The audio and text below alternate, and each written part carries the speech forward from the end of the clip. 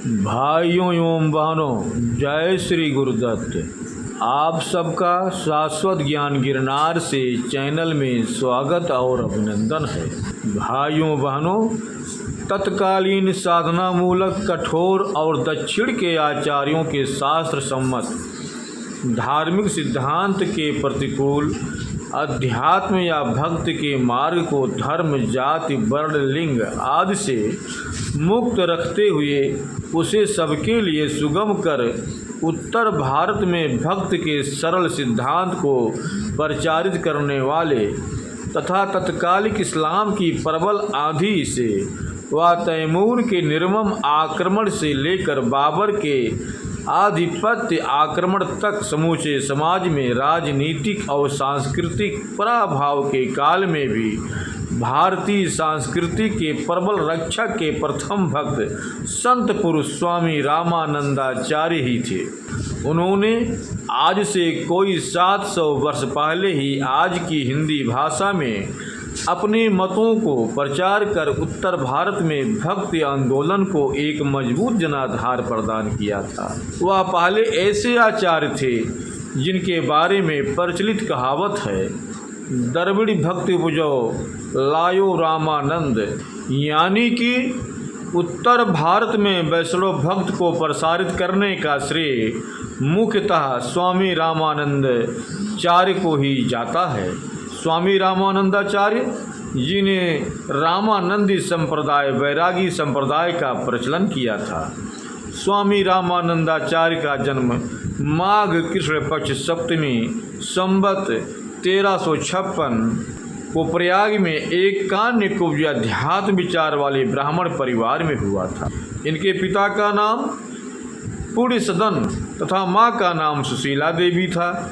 उनकी माता नित्य श्री बेड़ी माधव भगवान की पूजा किया करती थीं।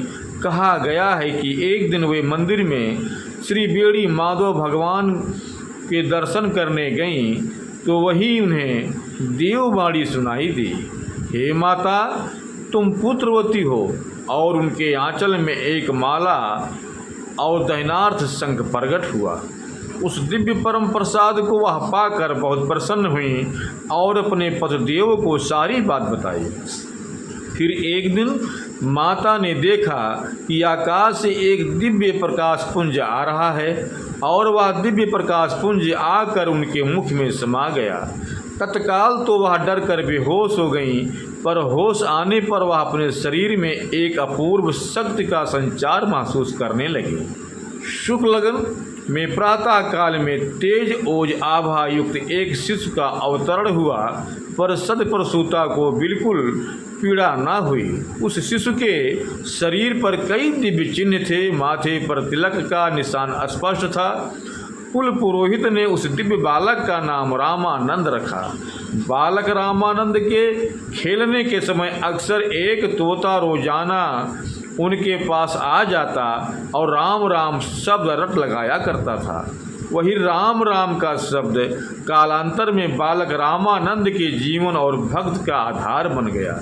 बाल्यावस्था में ही कुशाग्र बुद्ध के बालक रामानंद ने कई प्रकार के अलौकिक चमत्कार दर्शाने शुरू कर दिए। 5 वर्ष की अल्पायु में ही बालक रामानंद पिता द्वारा सिखाए गए ग्रंथों के सभी श्लोकों को याद कर लिए। फिर साल भर में ही बालक रामानंद ने कई ग्रंथों को भी कंठस्थ कर लिया। प्रयाग कुंभ में विद्वानों की एक सभा हुई। उसमें सभी विद्वानों और भक्तों ने बालक रामानंद की प्रशंसा व आरती की। 8 साल की अवस्था में बालक का यज्ञोपवीत कराया गया।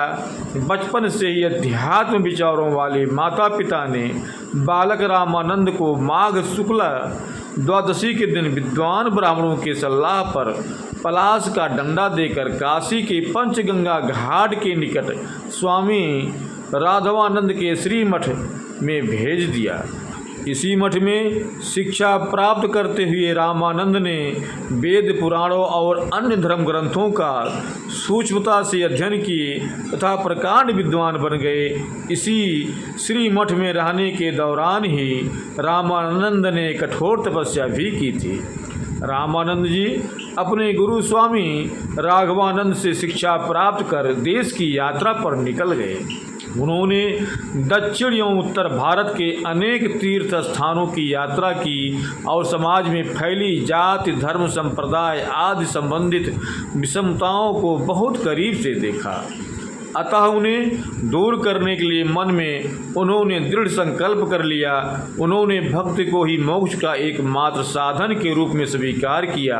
कहा जाता है कि देश के भ्रमण के बाद जब रामानंद आश्रम में वापस गए तो उनके गुरु राघवानंद जी ने उन्हें आश्रम में प्रवेश नहीं करने दिए।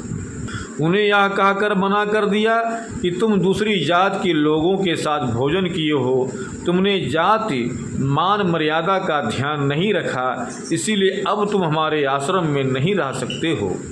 अपने गुरु के ऐसे कठोर वचनों को सुनकर स्वामी रामानंद को काफ़ी गहरा आघात पहुंचा।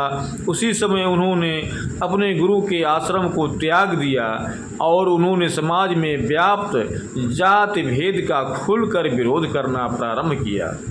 उन्होंने एकेश्वरवाद पर जोर देते हुए राम की भक्ति हेतु सामाजिक समानता पर विशेष बल दिया। जात पात पूछे ना कोई, हरि को भजे सो हरि का होई। स्वामी रामानंद जी ने ईश्वर के प्रति सच्ची भक्ति और मानव प्रेम संबंधित भक्त के सरल मार्ग को प्रशस्त करते हुए भक्त के क्षेत्र में बाह्य अंडाम्बरों को घोर विरोध किया। उन्होंने पंडितों की भाषा संस्कृत के बदले बोलचाल की जनभाषा को अपनाया और उसी में अपने उपदेश दिए, जिनसे प्रभावित होकर तत्कालीन जन साहित्य का विकास हुआ। इसी बोलचाल की जनभाषा को कालांतर में उनके शिष्यों ने अपनाया और साहित्य सहित अध्यात्म जगत में प्रसिद्ध हुए। राम की सगुण भक्त को समाज के सभी वर्गों तक पहुँचाने का प्रथम प्रयास स्वामी रामानंदाचार्य जी द्वारा ही प्रशस्त हुआ। उन्होंने अपने जीवन काल में अनेकों दुखियों और पीड़ितों को अपने आशीर्वाद से ठीक किया, जिनमें राजकुमार का क्षय रोग, रैदास को दीक्षा, कबीर को आशीर्वाद और शिष्यत्व, नए योगी श्री हरनाथ की पीड़ाहरण, ब्राह्मण कन्या बीनी का उद्धार, गगनौड़गढ़ के राजा पीपाजी को मंत्र दीक्षा देकर उन्हें वैष्णव संत बनाया आदि जैसे अनेकों चमत्कारी घटनाएं शामिल थीं। स्वामी रामानंदाचार्य जी ने धर्म प्रचार के लिए काशी से चलकर गगनौरगढ़, चित्रकूट, जनकपुर, गंगा सागर, जगन्नाथपुरी आदि स्थानों की पैदल यात्रा की।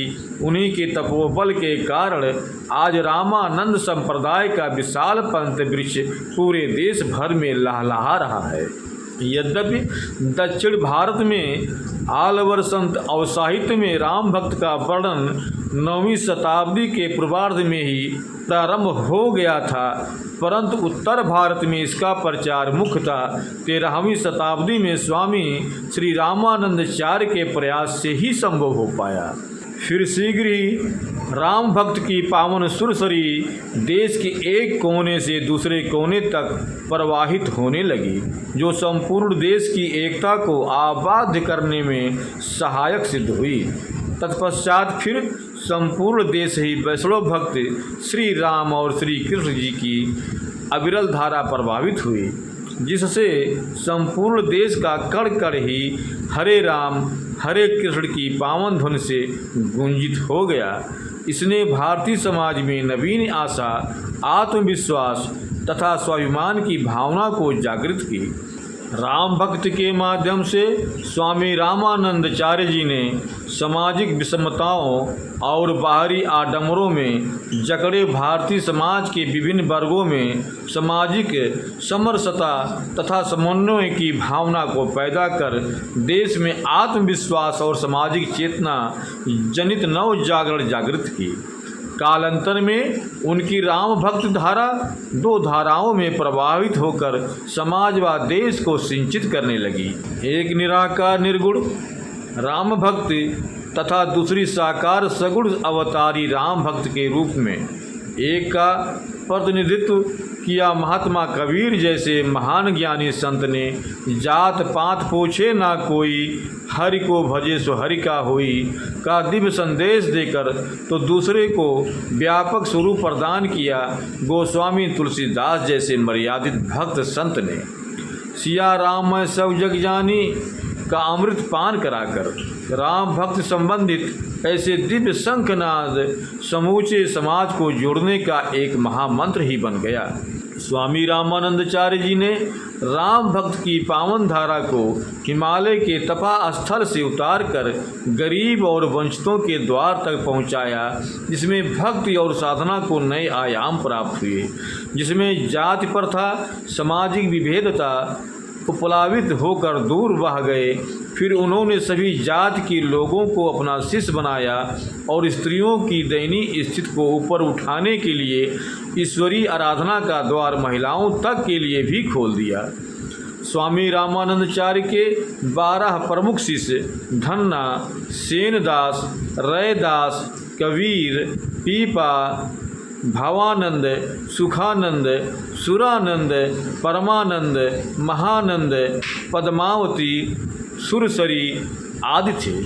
स्वामी रामानंदाचार्य द्वारा स्थापित रामानंद संप्रदाय या रामावत संप्रदाय भारत के सबसे बड़े वैष्णव संप्रदाय के रूप में जाना जाता है, जिनकी वर्तमान में 36 उपशाखाएं हैं। इस संप्रदाय के भक्त संत वैरागी के नाम से जाने जाते हैं। इनके प्रमुख मठ वाराणसी, हरिद्वार, अयोध्या सहित संपूर्ण भारत में फैले हैं।